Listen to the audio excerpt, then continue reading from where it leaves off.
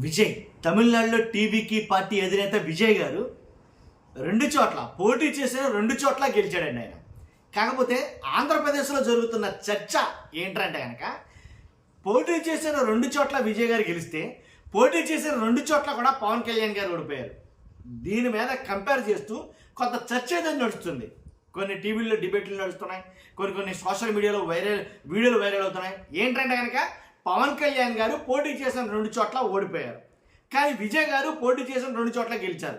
ఇద్దరు సినిమా హీరోలే కదా, పైగా కొద్ది గొప్ప ఫేము కూడా ఎక్కువ ఉన్న వ్యక్తి పవన్ కళ్యాణ్ గారు ఏంటి. కాబట్టి అలాంటప్పుడు ఈయన ఎలా ఓడిపోయాడు, ఆయన ఎలా గెలిచాడు అనే దాని మీద ఎక్కువ డిస్కషన్స్ అయితే జరుగుతున్నాయి. రాష్ట్రం మొత్తం తెలియాల్సిన వీడియో మీ బాధ్యతగా ఫస్ట్ అయితే లైక్ చేయడం చెప్తాను. లైక్ చేస్తే ఎక్కువ మందికి ఇన్ఫర్మేషన్ షేర్ అవుతుంది. కొత్తగా మన ఛానల్ చూస్తే పక్కాగా సబ్స్క్రైబ్ చేయండి. మీ అమూల్యమైన అభిప్రాయం ఉంటే కనుక కామెంట్ రూపంలో తెలియజేయండి. ఎందుకు పవన్ కళ్యాణ్ గారు ఓడిపోయాడు? ఇప్పుడు అంటే విజయ్ గారు ఆయన పోటీ చేసిన రెండు స్థానాలు ఏదైతే ఆయన పెట్టిన పార్టీ తమిళ వెట్రి కళిగం టీవీకే పార్టీ నుంచి ఆయన పోటీ చేసిన రెండు స్థానాలు చెన్నై జిల్లాలోని పెరంబూర్ ఒకటైతే తిరుచి జిల్లాలోని తిరుచి ఈస్ట్ ఒకటి. ఈ రెండు స్థానాల్లోంచి పోటీ చేశాడు ఆయన. ముందు పెరంబూరు కొంచెం స్పీడ్గా దూకుడుగా ఉన్నప్పటికీ తిరుచి కొంచెం వెనకబడే ఉందని చెప్పాలి. మొత్తానికి ఎలా అయితే రెండు స్థానాల్లో తర్వాత పుంజుకుని రెండు స్థానాల్లో కూడా విజయం అయితే సాధించడం జరిగింది. కానీ పవన్ కళ్యాణ్ గారు పోటీ చేసిన స్థానాలు ఏంటి ఆంధ్రప్రదేశ్లో అంటే విశాఖ జిల్లా గాజువాక ఒకటి, పశ్చిమ గోదావరి జిల్లా భీమవరం ఒకటి. ఈ రెండు ప్రాంతాల నుంచి ఆయన అయితే పోటీ చేయడం జరిగింది. కాబట్టి ఎందుకు ఓడిపోయారు ఏంటి, ఆయన ఎలా గెలిచాడు, ఈయన ఎలా ఓడిపోయాడు, అసలు తేడాలు ఏంటి అని అంటే కనుక ఒకటి, విజయ్ గారు ఒంటరిగా పోటీ చేశాడు, సింగిల్గా పోటీ చేయడం జరిగింది. మరి ఆయన కూడా అంతే కదంటే కనుక కొన్ని లెక్కలు మారాయి. ఏంటంటే ఏదైతే తర్వాత ఆయన తీసుకున్న స్టాండ్ ఏదైతే ఉందో అది సరిగా లేకపోవడం, తర్వాత విజయ్ గారు ఒంటరిగా పోటీ చేశాడు. అంతేకాదు 233 స్థానాల్లో తమ అభ్యర్థుల చేత పోటీ చేయించగలిగాడు. 233, 23, 21 స్థానాలు కాదు, 233 స్థానాల్లో పోటీ చేయించాడు.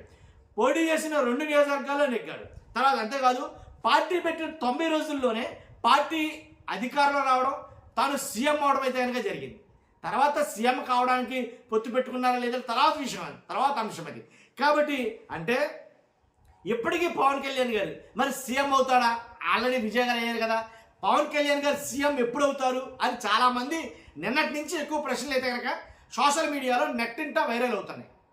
పవన్ కళ్యాణ్ గారు సీఎం ఎప్పుడు అవుతారు అంటే తనకన్నా చిన్నవాడు, అలాగే ఆలస్యంగా పార్టీ పెట్టినా సరే సీఎం అయిపోతున్నాడు, మరి ఈయన ఎప్పుడు అవుతారు అనేది కొన్ని ప్రశ్నలు చాలామంది అయితే అడగడం మొదలెట్టింది.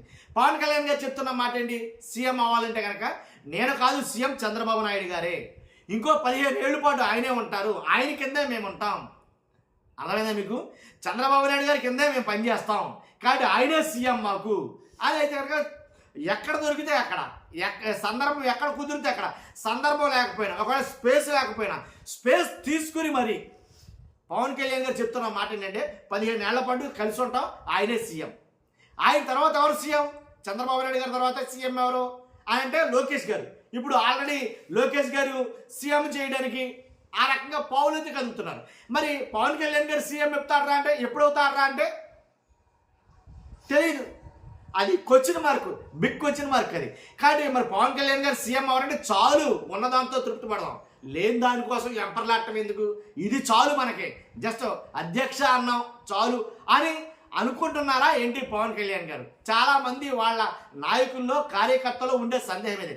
లాస్ట్ టైమే చాలా మటుకి పవన్ కళ్యాణ్ గారు సీఎంగా పోటీ చేయాలి, పవన్ కళ్యాణ్ గారు సీఎం అభ్యర్థి, సీఎం క్యాండిడేట్ అని కొంతమంది మాట్లాడితే అబ్బాబే అదేం కాదు, అది చాలా దూరం, అది చేయాలంటే మాట్లాడుకున్నారండి.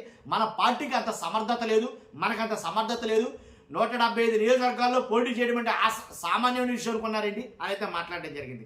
కానీ అంటే విజయ్ గారికి పవన్ కళ్యాణ్ గారికి కంపేర్ చేసుకుంటే చాలా తేడాలు ఉన్నాయి. కాబట్టి అందువల్లే విజయ్ సీఎం అయ్యాడు, పవన్ కళ్యాణ్ గారు అలాగే ఉండిపోయారు అని అయితే మాట్లాడతారు. ఇంకా అలాగే ఉండిపోతాడా పవన్ కళ్యాణ్ గారు సీఎం అనే ఎవరైతే వాళ్ళ నాయకులు కావచ్చు, ఆయన అభిమానులు కావచ్చు, వాళ్ళ జన సైనికులు కావచ్చు, వాళ్ళందరికీ ఉన్న ఒక డ్రీమ్ ఏమైనా ఉందంటే కనుక పవన్ కళ్యాణ్ గారు సీఎం కావడం.